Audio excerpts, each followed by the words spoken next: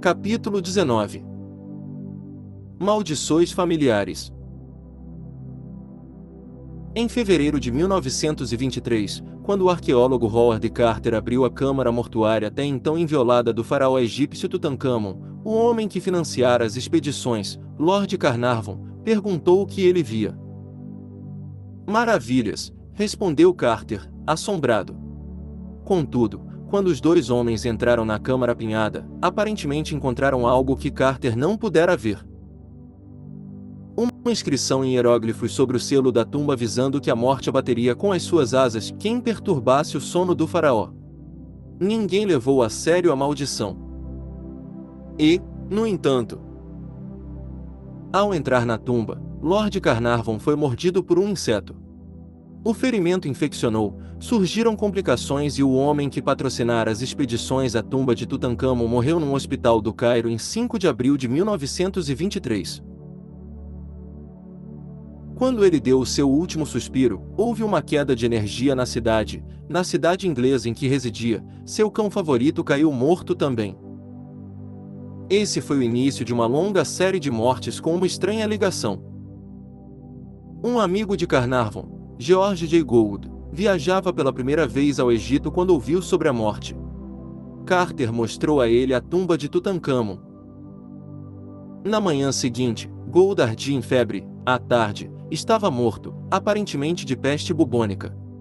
O arqueólogo americano Arthur Massey, que removerá o último bloco da parede da câmara principal, queixou-se de uma fraqueza crescente, depois entrou em coma e morreu no mesmo hotel em que Carnarvon se hospedara. A múmia de Tutancâmon foi retirada da tumba e radiografada. O homem que fez o exame, Sir Archibald Douglas Hyde, foi encontrado morto ao voltar à Inglaterra. Um tal coronel Erba, que estava presente quando a tumba foi aberta, morreu de maneira inesperada. O mesmo ocorreu com Jonathan Carver, que o acompanhava. Richard Bethel, arqueólogo e secretário de Carter, foi outra vítima fatal. Seu pai, o Lord Vesturi, suicidou-se e o carro funerário que o levava atropelou um garotinho. Por volta da mesma época, a mulher de Lord Carnarvon também morreu, em resultado de uma mordida de inseto. O industrial britânico Joel Wood visitou a tumba de Tutancâmon durante as escavações arqueológicas. Ele estava voltando para casa de navio quando a febre o matou. 5 anos depois, 13 pessoas presentes na abertura da tumba já haviam sofrido morte prematura. No mesmo período, o número de mortes dos envolvidos direta ou indiretamente já tinha subido para 22. Até o canário de estimação de Howard Carter morreu. Ele foi devorado por uma serpente Piton, emblema da casa real de Tutancâmon. A sequência de mortes deu origem à lenda da maldição do faraó e, ao rever os fatos, ficamos certamente com a desconfortável sensação de que não se tratou de simples coincidência.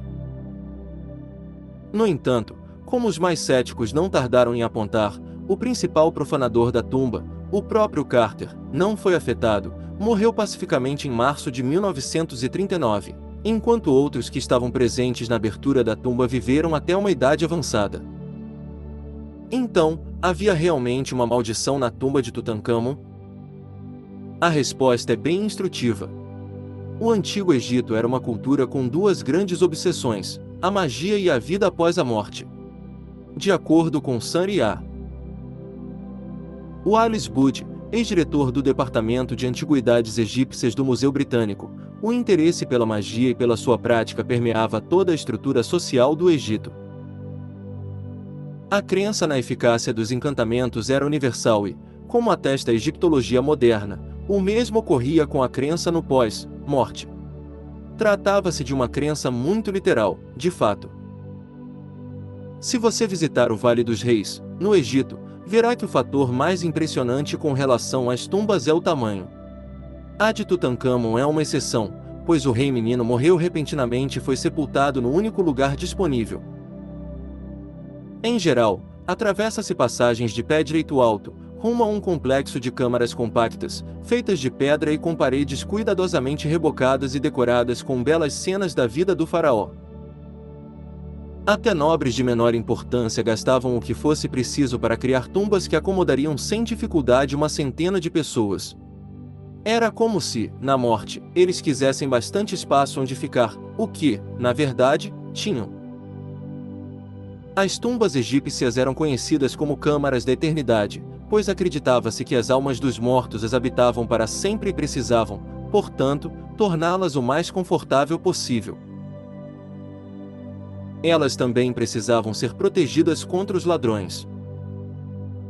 O problema dos ladrões era particularmente grave, pois a preocupação não era apenas com o furto dos tesouros das tumbas.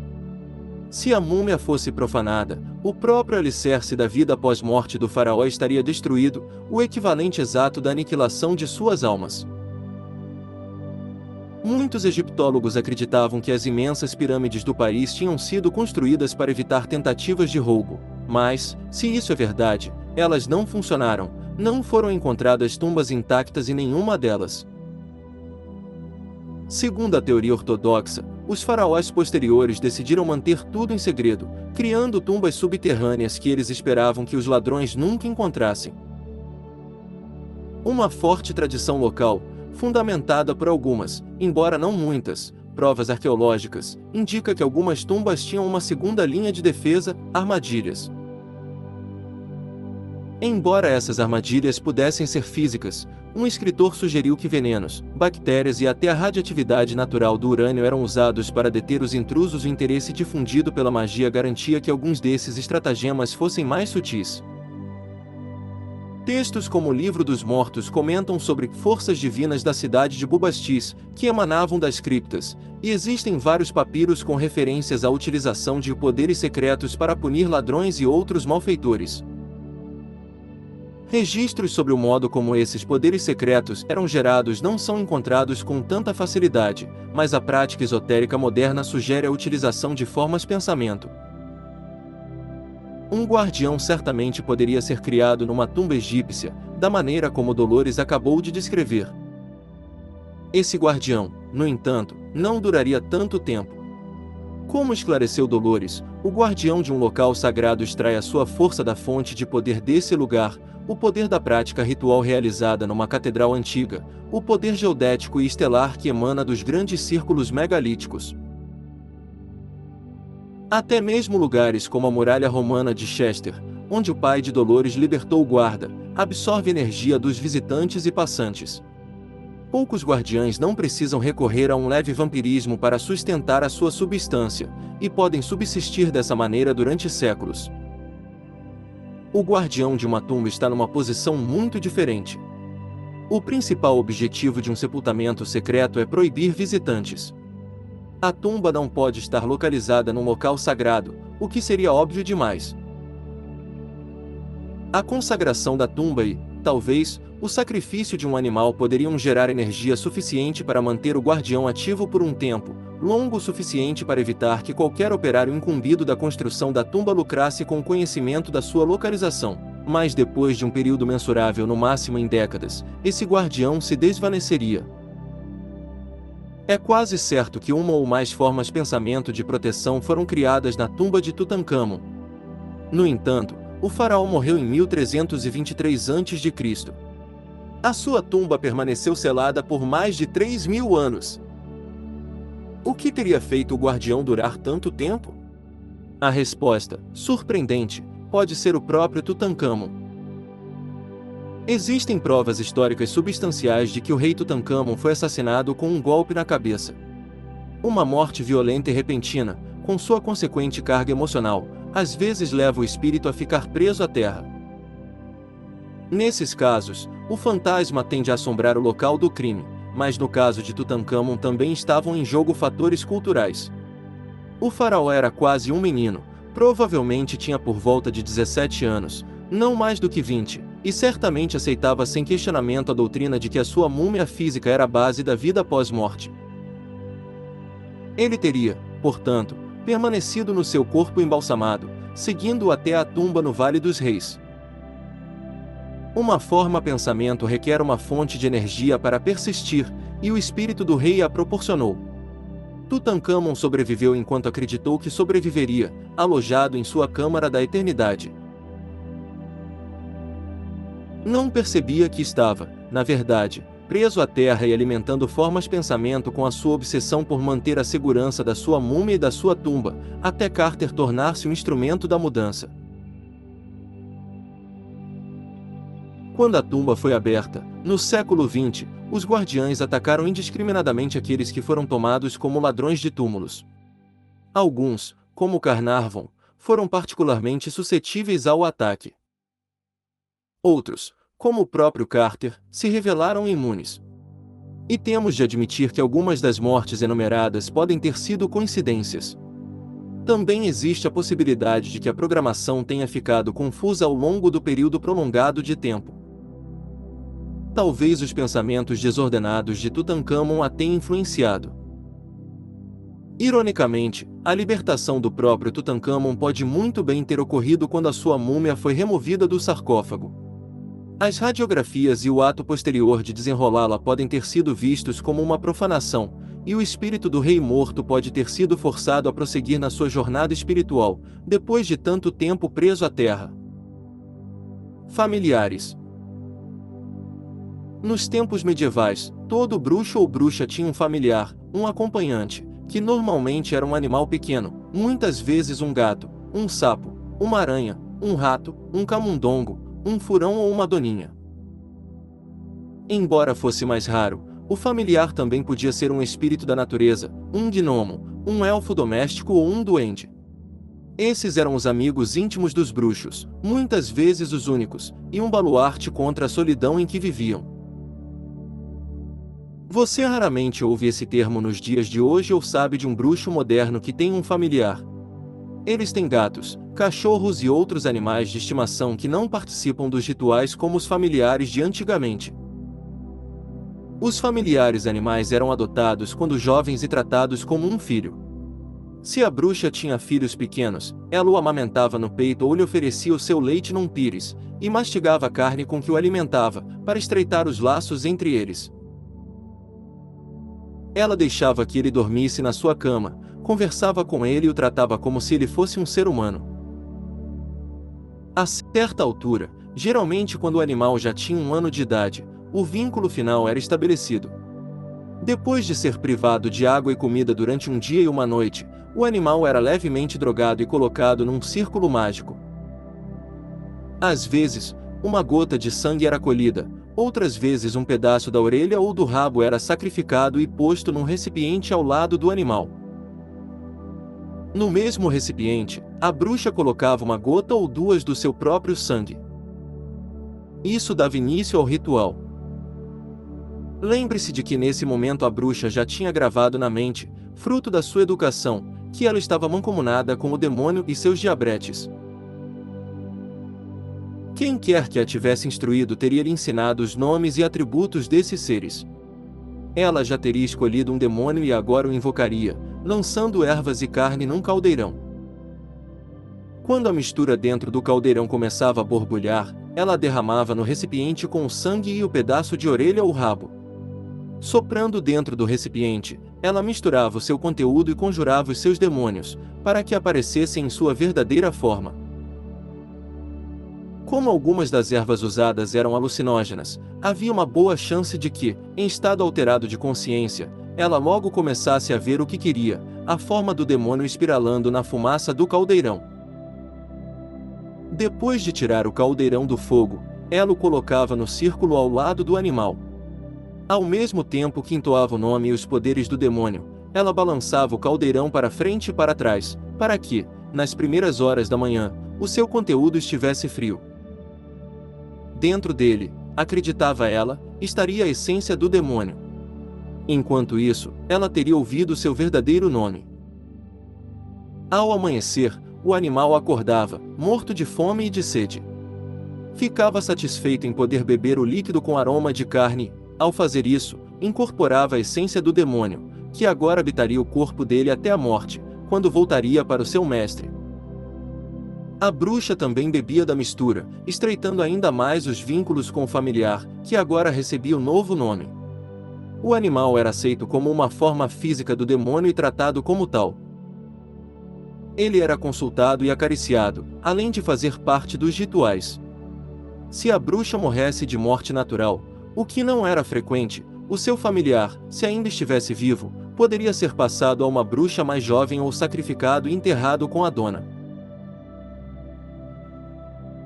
Para que esse ritual tivesse sucesso, era preciso, principalmente, que a forma pensamento do demônio estivesse suficientemente clara para que a bruxa pudesse vê-la. Caso contrário, isso era considerado um sinal de que o animal tinha sido rejeitado e que a bruxa, portanto, deveria procurar outro. Personagens de histórias em quadrinhos. Todos nós temos os nossos personagens de histórias em quadrinhos favoritos, e os nossos filhos recebem uma dose diária deles. Desde que Mickey Mouse apareceu neste mundo, ficamos fascinados. Pato Donald, Pateta, Pluto, Pernalonga, Tom e Jerry Piu Piu vieram em seguida.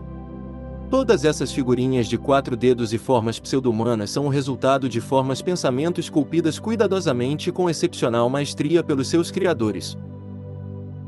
O Walt Disney lançou toda a indústria de histórias em quadrinhos à frente do seu tempo, presenteando-nos com Branca de Neve e os 7 Anões, e nos cativou.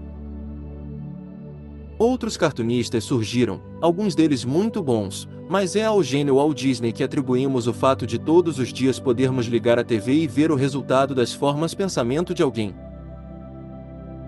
Algumas dessas imagens se tornaram tão poderosas que agora não podem ser descartadas. Se você é entendido em computador, pense nisto: às vezes você joga alguma coisa na lixeira e, quando tenta esvaziá-la, o computador diz que não pode fazer isso porque o item está em uso. Exatamente a mesma coisa acontece com essas formas pensamento de histórias em quadrinhos. Elas ficaram em uso durante tanto tempo e estão tão enraizadas na nossa psique que não podem mais ser apagadas. Pense na Branca de Neve e será a imagem da Disney que pipocará na sua cabeça. Mesmo que você leia a história original dos irmãos Grimm, não tenha dúvida de que a imagem que lhe ocorrerá será a do filme. Quando esse tipo de coisa acontece, a forma pensamento deixa de ser uma simples forma pensamento e passa a ser um arquétipo. Aconteceu com o Super-Homem, o Batman, as Tartarugas Ninja, o Coiote, o Sr. Spock de Jornada nas Estrelas e Fred Flintstone, e também com Mickey, Pato Donald, Pateta e milhares de outros personagens, tanto na tela quanto nas propagandas. A risada é uma das formas mais poderosas da Terra, assim como o amor. Qualquer coisa que nos faça rir ou chorar, nós amamos, e tendemos a perpetuar em imagens o que amamos. Isso não acontece apenas com personagens de histórias em quadrinhos, mas também com logotipos de empresas e personagens de propaganda. Tudo começa com o pensamento. A arte da propaganda começou na segunda metade do século XX e sem dúvida rege o século XXI. Somos bombardeados por essas formas pensamento todos os dias. Algumas são extremamente irritantes, outras deliciosas e divertidas, e outras não saem da nossa cabeça. É com essas que o mundo da propaganda conta para fazer campanhas bem-sucedidas. Depois que uma imagem se torna compulsiva, ela adquire grande poder no plano astral. A energia de mentes humanas alimenta a imagem, que fica mais forte e exige mais de uma fonte de energia. De repente um novo impulso aparece e cai nas graças do público, a energia fica dividida e a antiga imagem enfraquece até finalmente desaparecer, voltando a ser matéria astral.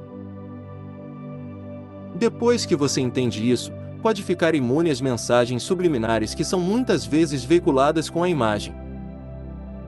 Alguns anos atrás, a Inglaterra começou a mostrar uma série de comerciais de TV que eram verdadeiras mini-novelas. Uma era de café e a outra, de um licor francês. As duas tinham como tema um casal e seu relacionamento. Os comerciais duravam de 3 a 4 minutos em média e retratavam os altos e baixos do romance. O país inteiro aguardava com expectativa esses mini-episódios, a ponto de as pessoas gravarem os novos para os amigos que não podiam assisti-los por causa do trabalho ou de outros compromissos. Eu soube até de um caso de uma moça que pediu para que os gravassem porque estava em lua de mel e queria saber o que tinha acontecido na tela. A coisa chegou a tal ponto que prêmios começaram a ser concedidos aos melhores comerciais e esses Oscars da propaganda são agora muito cobiçados.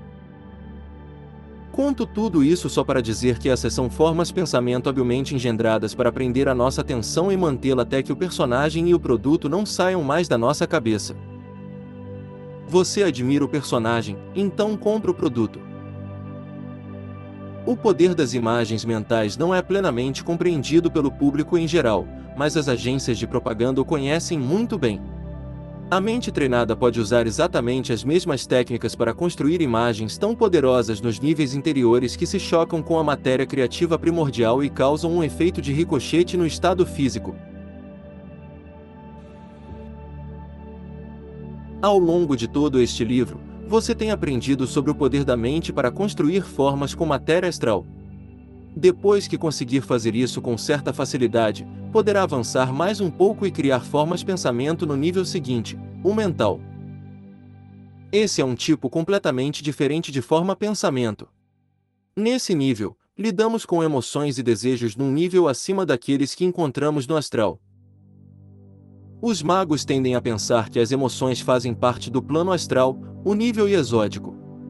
Mas o nível mental, acima dele, é o lugar onde as emoções e desejos se originam. Só começamos realmente a compreendê-los e lidar com eles no plano astral. Todos nós precisamos de amor. O amor é uma força motriz em todo ser humano e, se somos privados dele por alguma razão, isso pode causar um dano permanente na nossa psique.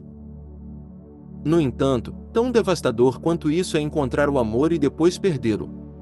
Jovens viúvas e viúvos, e pessoas mais velhas que tiveram um relacionamento durante muitos anos e depois perdem subitamente o parceiro, sofrem uma perda irreparável. Ao contrário do que pensam os mais jovens, o sexo não acaba quando a pessoa faz 50 anos, o desejo só aumenta nessa idade, porque o medo de uma gravidez indesejada deixa de existir. A pessoa também tem mais experiência na arte da estimulação sexual. O afastamento abrupto de um companheiro tão próximo causa uma dor inexprimível. A maioria compensa essa perda criando a forma pensamento de um amante imaginário que pode ou não lembrar o companheiro perdido. Esses amantes demoníacos podem se tornar extremamente reais. Na Idade Média, eles eram conhecidos como íncubos ou súcubos. Ao longo de centenas de anos, homens e mulheres descreveram as suas aventuras eróticas com essas formas pensamento. Nos primeiros tempos, a Igreja obviamente denunciava essas fantasias como obra do demônio. O fato é que elas são, na maioria dos casos, inofensivas, e até benéficas para aliviar o estresse e a solidão. Eu disse, intencionalmente, na maioria dos casos, porque, como sempre, existem exceções. Existem, em todos os níveis, formas de vida natural que pertencem a esse nível. Essas emanações dos níveis astral e emocional podem perceber emoções semelhantes no plano físico e ser atraídas por elas, provocando muitas vezes resultados desastrosos. Do nosso ponto de vista, essas formas podem ser boas ou ruins. Do ponto de vista delas, não são nem uma coisa nem outra. Contudo, podem exercer um efeito muito real sobre a espécie humana. Tanto os íncubos quanto os súcubos tendem a exagerar sensações que, de outro modo, nos seriam prazerosas. Ambos começam se deitando sobre o corpo da vítima, pressionando-a a ponto de quase sufocá-la. Ambos cavalgam a vítima até a exaustão.